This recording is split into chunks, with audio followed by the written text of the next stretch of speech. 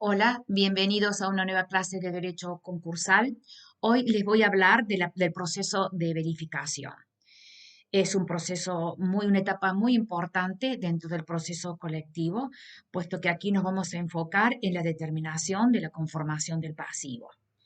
Para comenzar, les diré que el concurso preventivo o la quiebra tienen como principal objetivo el pago de las obligaciones del deudor, llámese derecho de liberación, ya sea total o parcialmente, según sea un acuerdo preventivo, si estamos en un concurso preventivo, o con el producido de la liquidación de los bienes desapoderados, cuando nos encontramos en el caso de una quiebra, con el solo para estos objetos, este fin, es necesario precisar el pasivo e indagar sobre la cuantía del activo. El importe de las deudas es de vital importancia para evitar la infiltración de créditos falsos o irreales con el consecuente daño a los demás acreedores del concurso. Por esta razón, lo proclama la misma exposición de motivos de la Ley 19.551, lo reconoce la doctrina y se mantiene vigente con la Ley 24.522, en cuanto se afirma que la verificación y graduación de créditos constituye un verdadero proceso en el proceso concursal, que se integra con una pluralidad de procesos singulares de ejecuciones forzadas. Al producirse esta integración, los procedimientos propios de las ejecuciones cambian porque son sustituidos por otros equivalentes. Cámara nos ofrece la definición de proceso de verificación de Seyssbond. Me interesa esta definición, aunque con la nueva ley tiene algunos cambios.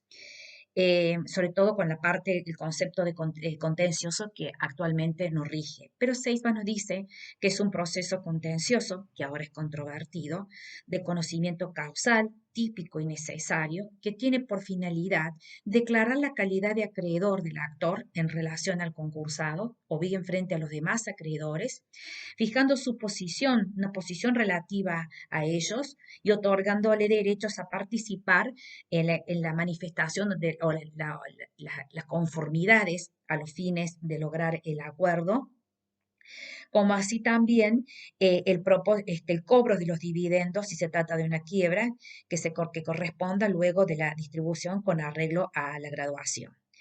Este es un concepto básico, importante, a los fines de determinar qué es que se entiende por proceso de verificación. Cuando comienza el artículo 14, inciso tercero, nos dice que entre los 15 y los 20 días desde la fecha que se estima concluirá la publicación de edictos, ahí comienzan a computarse los 15 o los 20 días. En el caso de la quiebra, se habla de un plazo de 20 días en el artículo 88 en supuestos especiales.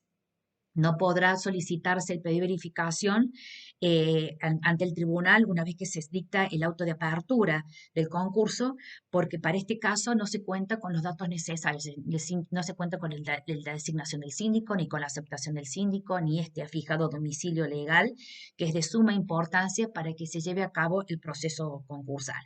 Si sucede esto, es decir, se realiza, formula un pedido ante el tribunal, es muy probable que el tribunal suspenda el pedido de verificación y disponga, es a lo dispuesto en el artículo 32, o en su defecto le diga ocurra por la vía que corresponda, artículo 32 y siguiente, porque el proceso verificatorio tempestivo se sustancia, se lleva adelante ante el domicilio del síndico y solamente la verificación tardía, es decir, vencido el plazo, se realiza ante el tribunal. Esto lo podemos decir en cuanto al comienzo. Antes de ese momento, ni antes de que el síndico acepte el cargo y constituya domicilio, ningún acreedor está habilitado para pedir verificación. La ley establece un término, como les mencioné, 15 o 20 días según sea concurso preventivo, y este 20 días para la quiebra, pero este plazo no es perentorio, en cierta manera, porque pasado ese plazo, el acreedor, si quiere, si se le escapó el plazo o lo juzgó no conveniente, puede insinuarse por la vía tardía prevista en el artículo 56, sexto parte en adelante. Esto en cuanto al comienzo. Quiero aclarar que se tienen que presentar todos los acreedores de causa o título anterior a la presentación, si un concurso preventivo, y todos los acreedores de causa o título anterior a la fecha del dictado de la sentencia de quiebra, si estamos ante una quiebra. cuando termina con la resolución judicial que se expide sobre los créditos, que se llama sentencia de verificación, y los declara verificados o no verificados, admisibles o inadmisibles. Este pronunciamiento es definitivo. En el concurso preventivo, para participar en la negociación con el deudor, y el acreedor va a decidir si le da o no las conformidades que el deudor pretende, y en el caso de la quiebra, determina el crédito y el derecho a participar en el cobro una vez que se ha liquidado el activo. Esto es si la sentencia queda firme. Puede darse caso que dentro de los 20 días siguientes los créditos admisibles, declarados admisibles, sean revisados por los interesados, en cuyo caso se tiene que sustanciar el incidente de verificación, incidente de revisión, perdón, que prevé el artículo 17 para esperar un pronunciamiento definitivo sobre el tema. La exposición de motivos de la Ley 19.551 en el punto 22 ha delineado el proceso de verificación y lo menciona a pesar de que la Ley 19.551, porque se mantiene vigente con el actual régimen, lo ha delineado el proceso de verificación como necesario, en cuanto todos los acreedores deben concurrir sin diferenciación alguna, salvo los de causa o título posterior a la iniciación del juicio, que esos quedan fuera del proceso concursal. Y aparte del carácter de necesario, dice que es típico porque desplaza a los otros que correspondieran según la naturaleza del derecho invocado por el tercero, y queda regulado una vez que ingresan de manera igual para todos los acreedores. A esta característica es importante agregarle lo que menciona Vítolo respecto de estos elementos. Él dice que aparte de necesario y típico, es controvertido, en razón de que el régimen de observaciones e impugnaciones que prevé la ley le da esta connotación. Y lo aclara Vítolo porque dice que debe diferenciarse del concepto contencioso, y me refiero al que di recién con relación a Seisman, que dice que el proceso verificatorio es contencioso. Entonces, Vítolo dice, debe diferenciarse del concepto contencioso al que suele asignársele parte de la doctrina, que sí podría decir que tenía vigencia en la ley 19.551 con un procedimiento de trámite incidental sui generis, eh, porque con el actual régimen de la ley 24.522, el trámite verificatorio deja de ser contencioso para quedar como meramente controvertido. Esto es importante señalar. Entonces, típico, necesario y controvertido. Los acreedores se pueden dividir en acreedores concursales y acreedores concurrentes. Acreedores concursales son los que pretenden ser reconocidos, y los concurrentes son los que ya están insinuados, es decir, aquellos a quienes la ley les reconoce los derechos emergentes de la calidad de acreedores. Hasta el reconocimiento como tales, como acreedores, tendrán el carácter de acreedores, y después de insinuados a los efectos del concurso tendrán todos los derechos emergentes de las disposiciones legales, fundado en el principio de la igualdad de tratamiento de todos los acreedores. Se trata entonces, a grosso modo, el proceso de verificación de una acción sumaria de comisión que va a reemplazar a las acciones individuales propias de los jueces del juez natural cuando el acreedor opta por el proceso de verificación y sumándose a las limitaciones propias de la ejecución colectiva. Sí, me parece importante mencionar o agregar, antes de ingresar al proceso verificatorio conforme el tempestivo, que es el clásico, indicar que en estos casos los créditos verificables o que se pueden verificar son los créditos líquidos y exigibles, los créditos condicionales o eventuales, los créditos pendientes bajo la modalidad de plazo, y a su vez las verificaciones pueden ser tempestiva, es aquella que se hace dentro del plazo que fija el auto de quiebra cuando abre el proceso concursal. Me refiero a estos 15 o 20 días, y un concurso preventivo de 20 días si es una quiebra. Se llama verificación tempestiva, es la más apta para el resguardo de los intereses de los acreedores concursales, es la que voy a desarrollar y está prevista en el artículo 32 y siguiente. Después tenemos el incidente de revisión, que es contra la sentencia de verificación que se expide al final de la etapa de la verificación tempestiva. Se presenta como un trámite abreviado con relación, si lo comparamos con los juicios ordinarios, pero suficiente para convencer al juez del concurso de que pueda revertir lo sustentado o para convencer al juez de concurso de lo que no se pudo convencer en la fase tempestiva por las características de vía especial, está previsto en el artículo 37 y una vez que se logra la verificación del reconocimiento del crédito, se gana la revisión, implica la insinuación en el pasivo. Y luego tenemos la verificación tardía, que está prevista en el artículo 56, apartado 5, apartado 10, que lleva el trámite incidental previsto en el artículo 280, y tiene lugar para aquellos casos en que el crédito no se ha solicitado dentro del plazo fijado para la verificación tempestiva. Bien. Aclarado ello de cuáles son las formas de insinuación, voy a ingresar a la clásica verificación, que es la tempestiva, que es la que todos conocemos. Las otras son en subsidio, digamos, de la clásica, o en defecto. La figura insinuativa madre es la verificación tempestiva. Entonces, en esta verificación, el proceso de cognición tiene dos grandes etapas. Una instructoria a cargo del síndico, que se exterioriza con el informe, y una contradictoria que se da con la observación y que concluye con el síndico opinando en el informe general y finalmente cerrando el juez la decisión sobre los pedidos. En el artículo 36 se prevé este dictamen. Entonces, hay momentos, este proceso de verificación tiene momentos que consiste, el primer momento en el reclamo de los acreedores del pedido de verificación, el segundo momento que es la parte de las observaciones y la parte de instrucción del síndico investiga sobre la veracidad de estos créditos insinuados, y después está la etapa jurisdiccional donde el juez se expide, resuelve, decide y el acto siguiente son los efectos de la resolución judicial. Ingresando entonces a la demanda de verificación, el artículo 32 dice que todos los acreedores, en principio, de causa o título anterior al concurso, deben demandar la verificación en el pasivo.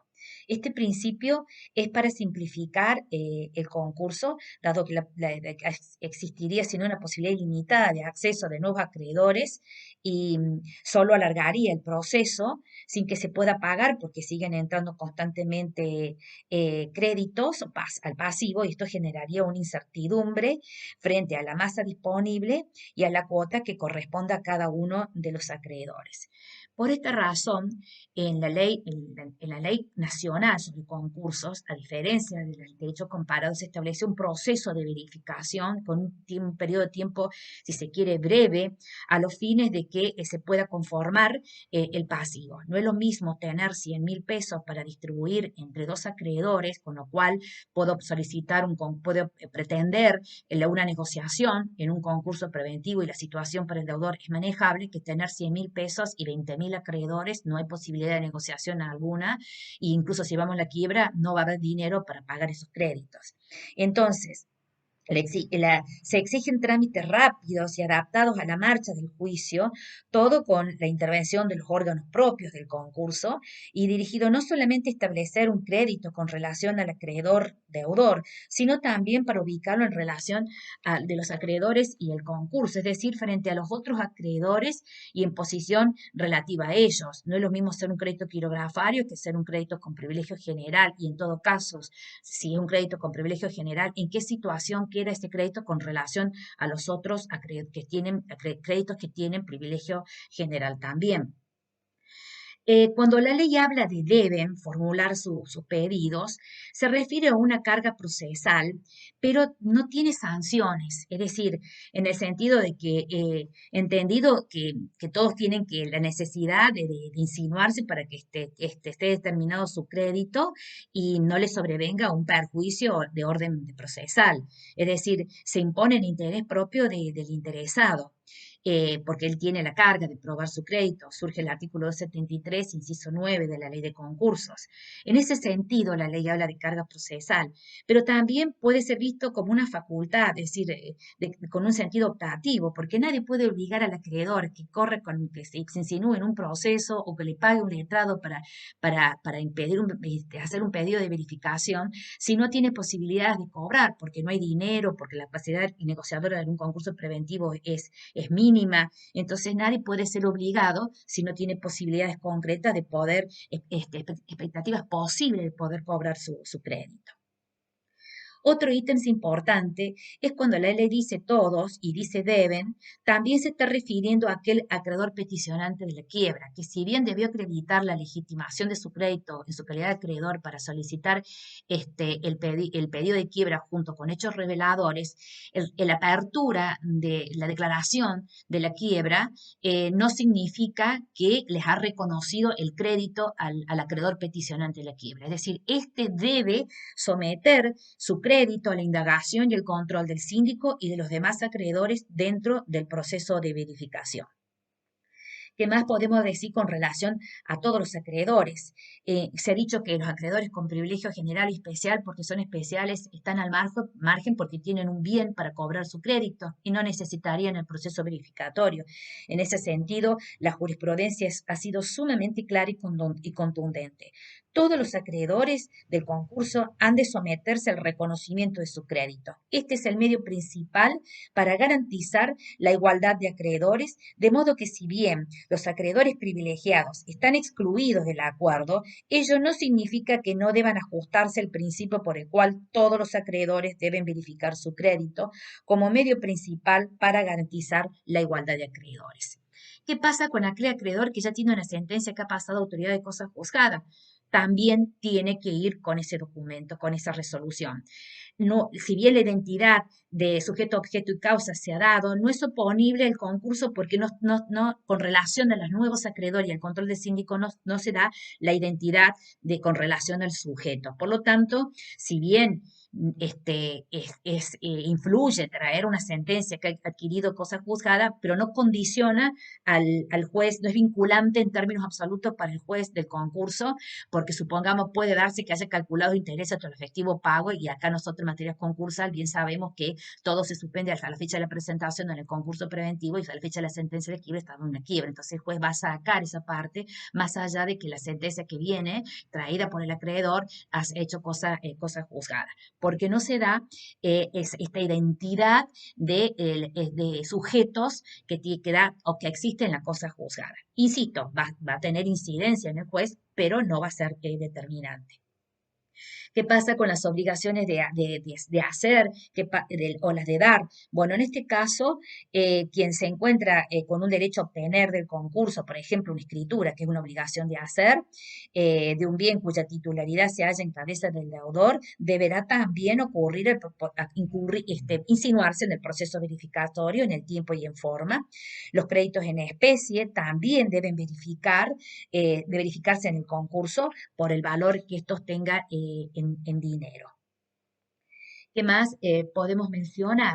Esto con relación a todos los créditos con las características de estos créditos. Sí me parece importante mencionar que así como indiqué los créditos verificables, o sea, los créditos líquidos y exigibles, los condicionales o eventuales, los pendientes bajo plazo de modalidad, hay créditos que están fuera del proceso verificatorio, que están excluidos de recurrir al procedimiento verificatorio y son los créditos amparados por el régimen del pronto pago, los gastos de conservación y justicia regulados en el artículo 260, los créditos postconcursales, dado que no son créditos afectados directamente al proceso concursal y estos quedan afuera.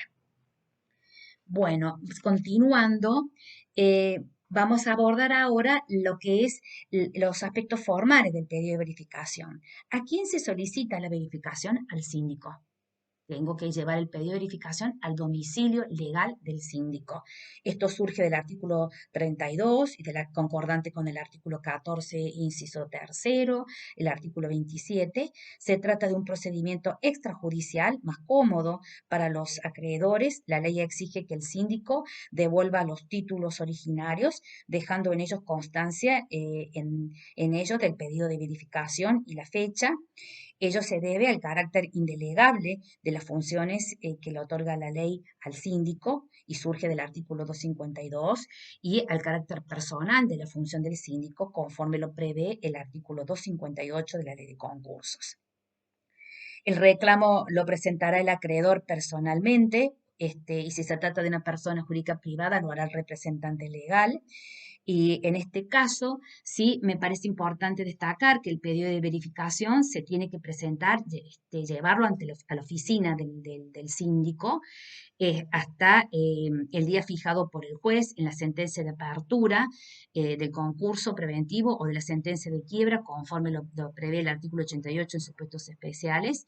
No es aplicable el plazo de gracia por la concatenación de etapas que continúan después del pedido de verificación. Me refiero a la etapa de observación, la subsiguiente, el informe individual y al dictado hasta el final, cuando llega la sentencia sobre la verificación de los créditos. El síndico debe tener su oficina abierta al público y así se dispone en el artículo 275, inciso séptimo, con relación al periodo, el momento que se realiza el proceso de verificación. La presentación que realiza el deudor ante el síndico es convencional, es decir, no es necesario que se la confíe a un abogado o a un procurador matriculado. ¿Por qué? Porque es un acto, si se quiere, administrativo. Lo pueden hacer ustedes el pedido de verificación y firmarlo, indicando todo el derecho que ustedes consideren que les asiste.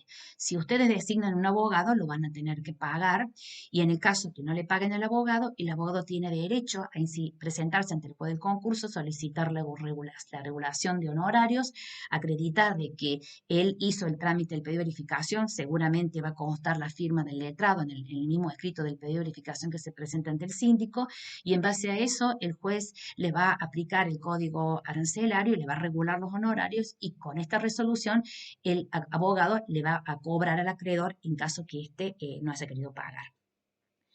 Continuando con las funciones del síndico, el síndico integra el órgano jurisdiccional en función no decisoria, aunque en algunos actos se cumplen ante él, como el proceso de verificación que se hace en su oficina y por él y ante él, con efectos jurídicos, como sucede en el proceso verificatorio, no tiene funciones decisorias. El síndico solamente invita el carácter de colaborador del juez y muy importante en el proceso verificatorio, carece de potestad decisoria. Cuando ustedes hacen el pedido de verificación, sería más que bueno que constituyan el domicilio legal a los fines de todos los trámites judiciales y el domicilio real también ayudaría para las facultades de investigación que tiene que llevar adelante el síndico, sin perjuicio que el artículo 11, inciso quinto, dice que el deudor debe denunciar en su legajo todos los datos del acreedor, incluido el domicilio, así que en principio estaría ya incorporado en el expediente. En cuanto al contenido de la solicitud, aunque la ley no da detalles, bueno, obviamente tengo que poner el nombre y el apellido del acreedor. Se exigen que se presenten 2 copias, deben estar firmadas, acompañar los títulos justificativos. La exigencia de la firma surge de lo dispuesto en el artículo 1012 del Código Velezano y 287 y 288 del actual Código Civil y Comercial. Es condición necesaria esta firma para todo acto privado. Como les mencioné recién, pueden hacerle el escrito a mano o a máquina y cada acreedor presentará el escrito individualmente. Puede tener varios créditos, pero se hace por cápita, es decir, por persona. Debo constituir un domicilio legal. No obstante ello, si no lo constituyo, no obsta la verificación, el síndico puede intimarlo. En este sentido, la jurisprudencia ha dicho que la falta de la constitución del domicilio legal no es un obstáculo para la verificación, se considera un exceso de rigor formal rechazar un pedido de verificación por esta ausencia. Continuando, Una vez que ustedes hacen el pedido, tiene que acompañar los títulos justificativos, dice el artículo 32, entiéndase como aquel documento que representa un hecho, un acto jurídico. La falta, la ausencia de estos títulos justificativos en ningún modo determina el rechazo de la petición. Es en este momento donde cobra más importancia las facultades de información, la facultad informativa que prevé el artículo 33, que se hará más extensa e intensa en la búsqueda de los elementos de juicio. Mire, tengo un minuto para decirle que acá lo más importante es la determinación de la conformación del pasivo y que no ingresen créditos irreales. Entonces, si yo me encuentro en presencia de créditos que obviamente surgen, que son reales, pero no hay títulos justificativos, entonces se ve perjudicado el acreedor. Entonces, en este caso, yo tengo que buscar los elementos necesarios y de ahí que la palabra títulos justificativos deben entenderse en un sentido amplio. No necesariamente debe tratarse de documentos emanados del deudor, sino todo elemento de prueba que permita demostrar la existencia del crédito, en caso de que el acreedor no tenga instrumentos públicos o privados. También el acreedor debe indicar el monto, es decir, cómo se conforma el capital de lo que está reclamando. El capital, los intereses compensatorios, moratorios o punitorios, todos calculados hasta la fecha de la presentación, si se trata de un concurso preventivo, porque así surge del artículo 19, y todos calculados hasta la fecha de la sentencia de la quiebra, porque así lo dice el artículo 129 para la quiebra. Yo puedo tener pactados con el acreedor intereses compensatorios, pero y si bien el proceso continúa, todo se calcula hasta este límite que acabo de mencionar, de acuerdo a lo pactado por el deudor con cada uno de los acreedores. Después, la ley le impone al acreedor que indique la causa. Acá lo que nos interesa es conocer el origen del crédito, es decir, el fundamento, la razón que tiene lugar el crédito. Y el problema se suscita con los documentos cambiarios, con los documentos abstractos. Entonces, en estos casos, se ha dicho que si el solicitante solicita la verificación de créditos en base a cheques, pagarés, debe invocar y acreditar la causa de la obligación como exigencia impuesta por la jurisprudencia a través de dos clásicos plenarios en materia concursal expedidos por las cámaras nacionales en lo comercial de Capital Federal. Me refiero a Translínea Sociedad Anónima contra Electrodine Sociedad Anónima del 26 de diciembre de 1979 respecto del pagaré y Difre Sociedad Anónima del 19 de junio de 1980 respecto del cheque. En estos fallos plenarios se dijo que si el tenedor originario del título, es decir, el beneficiario, que figura como tenedor beneficiario, entonces en este caso la relación causal que deberá probar el pretenso verificante es la que lo une con el deudor concursado. Pero si ha mediado circulación del documento, entonces deberá probar la relación causal de causalidad respecto a su transmitente y no con relación a las otras transmisiones. La razón del plenario no fue exigir una prueba acabada y contundente de la relación fundamental de los títulos valores cartulares o títulos de crédito, sino evitar un concilio fraudis entre el supuesto acreedor y el deudor, y para ello es necesario una adecuada justificación del crédito en tal caso. La ley impone, antes que me olvide, la obligación de pagar un arancel. El acreedor que concurre en el proceso verificatorio debe pagar un arancel a la sindicatura para que ésta pueda afrontar los gastos verificatorios.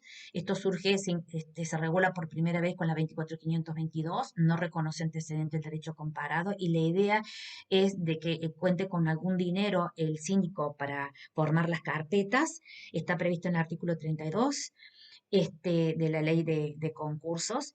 El monto del arancel es el 10% del salario mínimo vital y móvil que se sumará al crédito insinuado y quedan excluidos los créditos laborales de causa laboral por el carácter alimentario y aquellos créditos que sean menores a tres salarios mínimos vitales y móviles. Con relación al privilegio, yo debo indicar monto, causa y privilegio. En este sentido, es como se entiende que lo solicitado es el límite de la pretensión, y si bien hay alguna doctrina que entiende que si yo indico el crédito se deduce que estoy también reclamando el privilegio, buena parte de la jurisprudencia entiende que yo debo solicitar expresamente la graduación que quiera para mi crédito.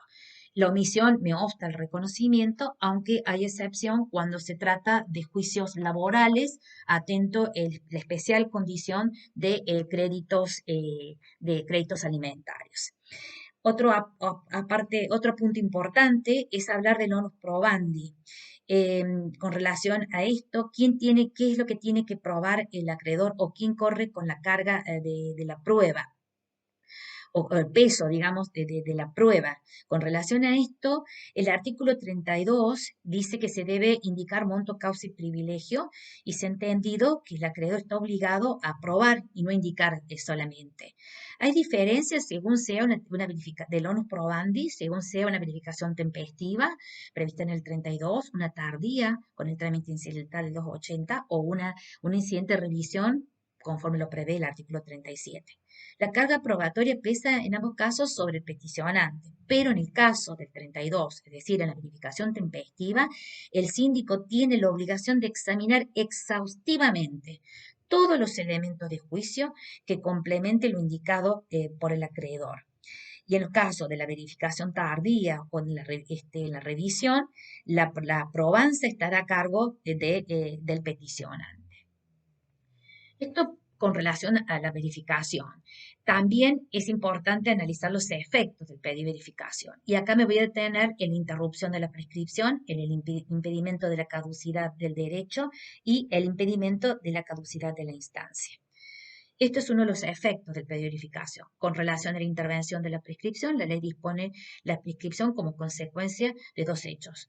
Cuando se presenta el pedido de verificación, produce los efectos de una demanda judicial, porque el pedido es una demanda judicial con tales efectos y porque se está planteando la pretensión de la excipiens que insta el órgano jurisdiccional. La decisión legal de interrumpir la prescripción es consecuencia de lo dispuesto por el artículo 21, que prohíbe la deducción de nuevas acciones de contenido patrimonial. De ahí que el síndico, cuando le presentan el pedido de verificación, tiene que poner la fecha de la petición para que se cumpla acabadamente este efecto de interrupción de la prescripción. El otro aspecto es el impedimento de la caducidad del derecho, que afecta una acción cuyo ejercicio es fundamental para el nacimiento de un derecho. Se origina no solamente en la ley, sino también en la convención, y a diferencia de la prescripción, que afecta una acción de un derecho perfecto y existente, en la caducidad no, afecta al nacimiento. En el caso de la prescripción, decíamos un derecho existente que se origina en la ley y afecta toda clase de derechos. El tercer aspecto es el impedimento de la caducidad de la instancia. Acá será con relación a los juicios que están tramitando, a los juicios pendientes, iniciados con anterioridad al concurso, quedan también impedidos con el pedido de verificación. Obsérvese que el artículo 32, cuando habla del impedimento de la caducidad del derecho y de la instancia, tiene el mismo fundamento que la interrupción de la prescripción. La interrupción de la instancia está limitado al supuesto del pedido de verificación y opera inexorablemente si la verificación se hizo por la vía tardía. Bien. Ahora, esto con relación a lo que es el pedido de verificación previsto en el artículo 32. La etapa que continúa, que comienza con la labor del síndico, son las facultades del síndico que están regulados en el artículo 33. Aquí el síndico es un funcionario concursal, tiene una función técnica contable, lo hace en carácter de función pública, con una tarea en forma independiente, ajustándose al interés de la ley. En este sentido, el síndico, la tarea es imparcial y no reviste el carácter de sujeto contradictor. Tiene facultades para obtener todos los elementos de juicio que le permitan elaborar el informe individual que se lo dará, que informará al tribunal, a los acreedores y al deudor, y lo va a volcar en cada pedido de verificación. También dentro de la facultad de información están las ineludibles obligaciones que la ley le impone en el artículo 275 de la ley de concurso, que se refiere a los deberes y a las facultades del síndico. El síndico debe seguir las reglas reglas de la auditoría contable, y entonces deberá realizar compulsas, las compulsas necesarias, es decir, cuando le traen los pedidos de verificación y le acompañan los títulos justificativos, deberá compulsarlo con los documentos y con los libros que tiene el deudor, contejándolos, comparándolos, y la carencia de estos documentos no implica el rechazo. El síndico va a mirar si cuando me traen una factura y un documento de remito, si ese crédito que viene con esa documentación está registrado en el libro diario, en los asientos del libro diario del deudor. Y si no es así, se va a fijar en la otra documentación que tiene para corroborar si efectivamente ese crédito existe o no. También cuando los libros del deudor no sean suficientes, el síndico puede pedir la compulsa con los libros y documentos del acreedor. Y en este caso, solicitar al acreedor que cuenta con el domicilio real y legal, porque lo informó en el concurso preventivo, lo informó al deudor y después lo manifiesta en el pedido de verificación del acreedor, y ahí podrá compulsar el síndico. Si el acreedor, dice Argeri, que si el acreedor se opone a la compulsa de sus libros o documentos, esto implica renunciar a su pedido de verificación y no le corresponde al síndico solicitar una orden judicial o secuestro, como dice Cámara, para expedirse sobre crédito. La omisión de presentarlos, la omisión del acreedor de presentar los libros, documentos, cuando se lo pide el síndico, obsta a la verificación del crédito.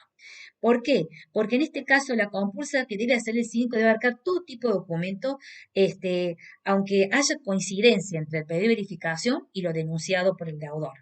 Entonces, la compulsa le va a permitir evidenciar si existe o no, tener en claro si existe o no el crédito. Entonces, del estudio de esta documentación contable, se establecerá los antecedentes del negocio jurídico. Incluso el síndico puede llegar a tener información necesaria para volcarla luego en el informe general que prevé el artículo 39. El síndico entonces debe ser amplio en cuanto a la búsqueda de la información, debe ser prudente, ajustándose a los principios de la prueba en general y en particular la pertinencia con la causa y fundamentalmente el secreto que corresponda mantener de conformidad con las leyes, y debe contar con la ayuda, la colaboración del deudor, incluso en un concurso preventivo, si este obsta o impide que el síndico pueda llevar adelante, puede implicar la separación de la administración por parte del deudor en un concurso preventivo. Estas facultades del síndico, que es investigativa y si se quiere inquisitiva, no modifica, que quede claro, la carga de la prueba que pesa sobre el acreedor de probar su crédito, conforme lo prevé el artículo 273, inciso 9. Ahora vamos a ingresar a la etapa de observación, es decir, cuando los acreedores presentan las observaciones. Una vez que está hecho el pedido, sigue la etapa de las observaciones o los cuestionamientos. La ley habla de observaciones, impugnaciones y observaciones. En realidad deben ser entendidos como sinónimos, pero al mencionar las dos pareciera ser que son distintas. Algunos le dicen que la doctrina, cuando hace disquisiciones, entiende que observación puede referirse a defectos formales e impugnaciones a defectos sustanciales o de fondo. Me refiero cuando se cuestiona el monto, la causa o el privilegio. En este sentido, los legitimados para cuestionar este pedido de verificación es el deudor y quienes hayan pedido verificación, porque todavía no han sido reconocidos, simplemente han hecho el pedido de verificación. Al deudor le puede interesar, tiene un interés en cuestionar este crédito, tanto el crédito como la existencia, como el privilegio, porque se trata de su patrimonio que tiene que hacer frente a ese crédito, y si queda un remanente, va a quedar para él. Cuanto menos créditos sean reconocidos, más remanente, pues, más posibilidad de remanente para él. Y con relación a los otros acreedores, también pueden cuestionarlo porque se van a ver beneficiados. La impugnación para los que han solicitado verificación, aunque su crédito no haya sido reconocido por el síndico, puede motivarse en que el síndico aconsejó el rechazo de su propio crédito o parte del crédito o su privilegio, o bien que el síndico dictaminó a favor de la admisión de un crédito de otro acreedor y es lo que tengo interés en cuestionar observar. Con relación a esta etapa importante que se abre 10 días después de vencido el plazo para formular el pedido de verificación, el deudor y los acreedores, como les decía, pueden constituirse en el domicilio del síndico y presentar estas observaciones e impugnaciones. Las impugnaciones deberán ser acompañadas por 2 copias y se agregarán al legajo correspondiente, entregando el síndico al interesado una constancia que acredite la recepción de esta oposición, indicando día y hora de la presentación, y además el síndico deberá presentar una copia de todas las observaciones recibidas dentro de las 24 horas de vencido el plazo para formular las observaciones. Vítolos nos dice que no solo pueden formularse observaciones en este periodo de 10 días a las solicitudes de crédito, sino que también pueden agregarse, el deudor y los acreedores pueden acompañar nuevos elementos aclaratorios, ampliatorios o sustentatorios de sus derechos conforme a la solicitud de crédito presentada. Lo dice, entiendo que lo dice, porque el propósito del sistema de verificación de créditos inmerso en el esquema del proceso colectivo se acerca más a una determinación con la mayor exactitud posible de la real composición del pasivo del deudor, más que de un proceso contradictorio que enfrenta al pretenso deudor con los acreedores, que es característico de un proceso individual. También me interesa agregar que con la 26684 se modificó la ley de concursos y los trabajadores que no tuvieran el carácter de acreedores también tendrán derecho a revisar los legajos y a ser informados por el síndico acerca de los créditos insinuados. Este aspecto, si se quiere, es muy importante. Luego de formuladas las observaciones, comienza otra etapa que es el informe individual del síndico. Es un informe sumamente importante. En él va a volcar todo el resultado de la investigación que ha llevado adelante a medida que iba llegando los pedidos de verificación y iba llevando adelante la información.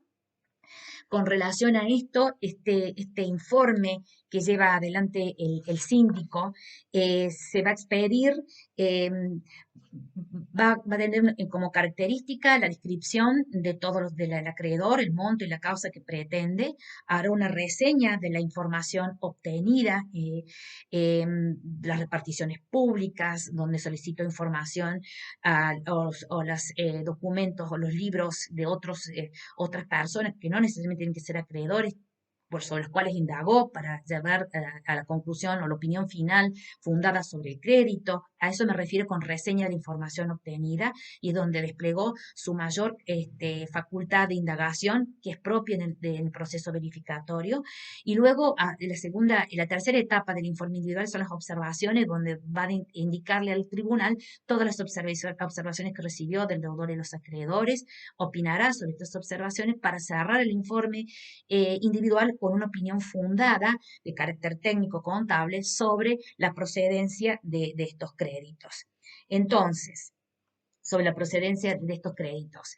Es muy importante señalar de que este informe que realiza el tribunal, el síndico, es determinante con relación al juez, porque el juez necesita de este dictamen. O sea, la finalidad del informe previsto en el artículo 35 es el otorgamiento de un consejo al tribunal sobre la procedencia o improcedencia de los créditos y los privilegios. Este informe individual sobre los créditos y la información contenida tiene importantes consecuencias, porque condiciona en cierta manera la decisión del juez, porque le pone límites a lo que el juez debe resolver, habilita el pronunciamiento de la sentencia verificatoria. El juez para dictar la sentencia de verificación necesita de estos informes, y no resulta vinculante la opinión del síndico respecto de lo que tiene que decidir el juez, pero sí en cierta manera obstaculizante de los efectos de la decisión judicial. Sin la existencia del informe individual, no puede producirse la resolución, la verificación, la sentencia de verificación sobre los créditos. Además, el crédito y el privilegio no observado por el síndico, o por el deudor o por los acreedores, es susceptible de ser declarado verificado siempre y cuando el tribunal lo considere pertinente.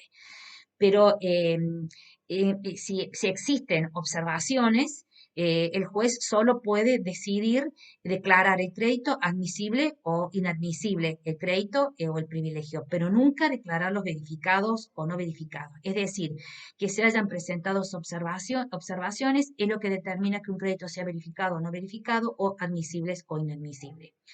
La importancia que tiene este dictamen requiere que el informe individual debe ser autosuficiente, si debe bastarse a sí mismo y debe estar debidamente fundada la opinión del tribunal, perdón, la opinión del funcionario al respecto sobre la procedencia de los créditos. Esto con relación al informe individual. Luego llega la etapa del pronunciamiento, que está regulado en el artículo 36. El juez se expide sobre los créditos. Hasta el fin, el juez va a sacar, va a dictar una sentencia verificatoria, teniendo en cuenta que el proceso de verificación de créditos es susceptible de producir cosa juzgada. Y entonces, como decisión final del proceso de verificación, entonces la sentencia participa de la formalidad y presupuesto de una sentencia definitiva, por lo tanto debe contener una decisión expresa, positiva, precisa con relación a los créditos insinuados. Los efectos en este sentido son sumamente importantes. Si el juez estima que corresponde declarar el crédito verificado y sus privilegios, y si no fueron observados por el síndico o por el deudor, entonces va a declarar, o por los acreedores, lo va a declarar verificado o no verificado. También podrá declarar cuando los créditos han sido observados por el síndico, por el deudor o por los acreedores, que dichos créditos o privilegios son admisibles o inadmisibles. Puede declarar inadmisible también el crédito o el privilegio que no ha sido observado, siempre y cuando no comparta la opinión o el criterio emitido por el síndico. Entonces, la sentencia de verificación tiene efectos sumamente importantes. Resulta definitiva la resolución de los efectos de la participación de los acreedores en la negociación con el deudor y para establecer la base de cálculo y del cómputo de las mayorías. Estoy hablando de un concurso preventivo. Si el juez declara verificado el crédito o en su caso el privilegio, hace cosas juzgadas salvo dolo y el acreedor puede participar en la negociación con el deudor para percibir el dividendo concursal. Si el juez reconoce el crédito, el privilegio, lo declara verificados, pero estos créditos o privilegios han sido observados por el síndico, por el deudor o por los acreedores, deberá leerse que el crédito fue declarado admisible. Si el deudor declara el crédito admisible o inadmisible, pero en este caso, más porque hubo observaciones, este pronunciamiento es definitivo para habilitar al acreedor para participar, si lo está reconocido, en la concertación del acuerdo preventivo con el deudor y estar incluido en la base de cálculo y en el cómputo del régimen de las mayorías. Pero ello no impide, cuando ha sido declarado admisible o inadmisible, que pueda ser revisado a petición del interesado dentro de los 20 días siguientes a la fecha del dictado de la sentencia de verificación. Quiero aclarar que el recurso de revisión es el único medio de cuestionar la sentencia de verificación. La sentencia de verificación no es apelable ni recurrible por otro recurso.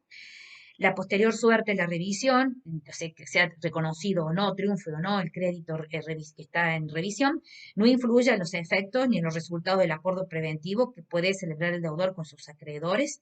Y si el crédito, el privilegio declarado admisible o inadmisible que se cuestiona por vía de revisión, se estará el resultado del incidente y si lo logra el reconocimiento, automáticamente el crédito pasa a estar insinuado en el pasivo concursal una vez que la sentencia del incidente de revisión, la resolución sobre la revisión queda firme. Si el crédito o el privilegio declarado admisible o inadmisible no se cuestiona dentro de los 20 días siguientes a la fecha del dictado de la sentencia de verificación de créditos, entonces el crédito y los privilegios quedarán convertidos de plenos derechos en verificados y no verificados. Hasta aquí el proceso de verificación de créditos. Dos palabritas con relación a la verificación tardía. Esto es la verificación, lo dicho hasta acá es la verificación tempestiva. La verificación tardía es la insinuación en el pasivo del deudor de aquel acreedor que no lo ha hecho en el plazo fijado por la ley en el auto de apertura. En este sentido, el artículo 56 dice que deben deducirse por incidentes mientras tramite el concurso y concluido este por la acción individual que corresponda dentro de los 2 años de la presentación de concursos. Acá se pone un plazo de prescripción breve.